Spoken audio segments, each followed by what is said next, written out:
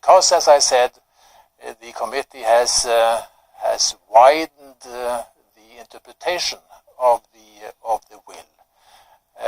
It has refuted the criticism, but I think it's fair to say, at least this is my impression, that the criticism has had an effect, because the committee is more conscious these days of the need to justify each and every award in reference to the Nobel will.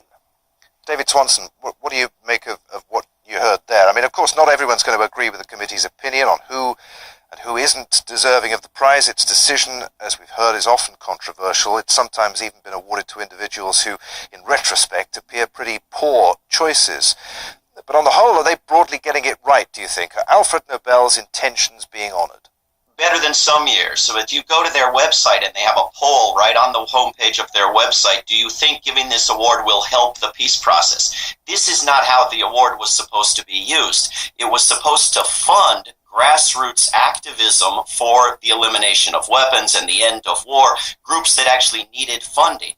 Here they're giving it, again, these former parliamentarians from Norway, giving it to one side of a peace process with Norwegian parliamentarian involved in the negotiation in an attempt to influence it, knowing as little about that process clearly as they knew about U.S. politics when they gave an award to Barack Obama, thinking that would make him work for peace, where if they'd asked anyone in the United States, we would have told them that would make him even more likely to wage wars. Here they're giving it to one side of a very precarious peace process and blatantly denying the other, where on South Africa, on Palestine more than once, on Ireland more than once, on East Timor, on Vietnam, they attempted, one side turned them down.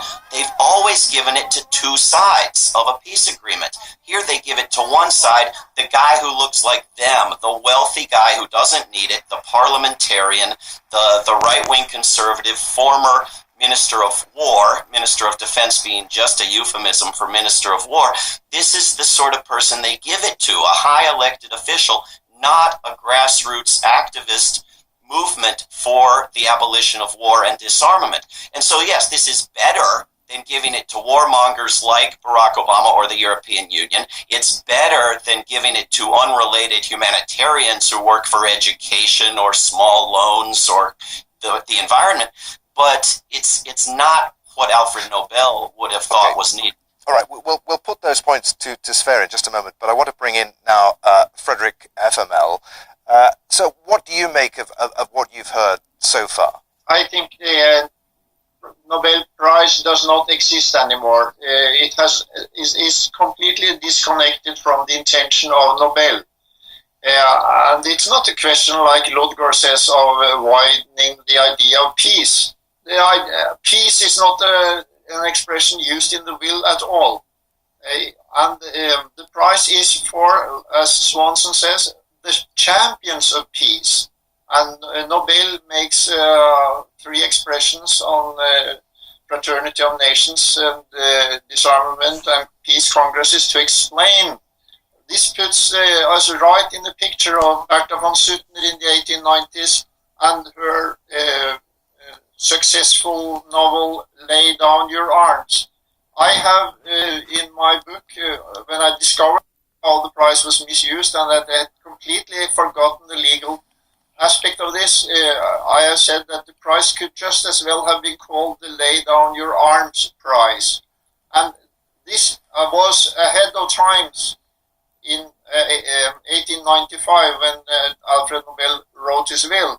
But it's much more ahead of time today when we are so thoroughly militarized that people aren't even able to think of a demilitarized world order.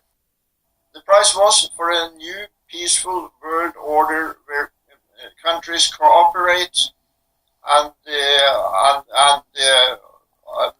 base their relation on law, not on military power competition. Okay, let's put those points to Sverre Ludgaard then. Sverre, is the prize being misused? Does the committee have an ulterior motive? Is it being politicized? There is no ulterior motive, but the committee can be criticized for instance, giving the prize to Al Gore and the Intergovernmental Panel. It can be criticized for giving the prize to Muhammad Yunus and the Grameen Bank back in 2006, economic and social development from below. It can be criticized for other awards too. But to Fredrik Heffermel, I would have to say that your views are well known, but they are minority views. They are refuted by the committee. So the committee has felt free to update the meaning of the will. And to Swanson, today's award, I agree with you that it was a surprise that the prize was given only to one of the parties, as you pointed out in the past. Both or all parts of agreements were awarded. And the second criticism is that this prize was awarded Santos even before a final agreement had been clinched. Much good work has been done in the case of Colombia. The ceasefire is upheld. All parties down there say they want peace, so presumably they are pretty close to an agreement. But apropos Obama, 2009, who got it at best too early, this time the committee has gone even further in that direction and obviously awarded the prize in the expectation, anticipating that there will soon be an agreement, and they want to encourage that. David, I'll be with you in just a second. I want to hear first from Mr. Heffermel, who wanted to say something there. Fredrik Heffermel? Well, I have every sympathy with the plight of the Colombian people, and of course I want this horrible suffering to end. That's not a problem. But the problem is that the prize is not a peace prize. It's a prize for a special solution to security policy. We have immense security so-called industry, and we have experts of all kinds on security policy.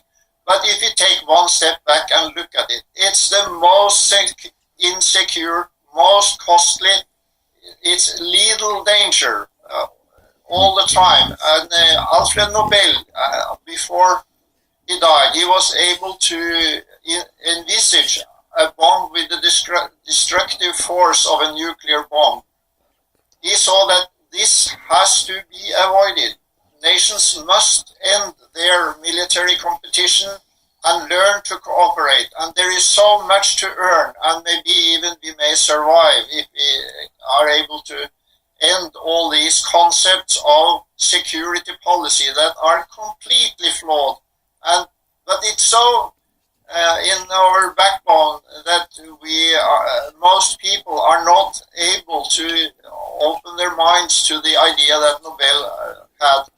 I would like to add one thing about, because it was very rightly put to Lodgaard, the question whether the intention of Alfred Nobel has been followed. And it's obvious that this is not the case. But now, as a result of my books and my studies, there has been a development where the committee at least mentions Nobel and tries to make lip service to being within the intention of Nobel. But they are making their own ideas about the words that Nobel used, and they even cannot quote them right. To justify this year's award, the last sentence is that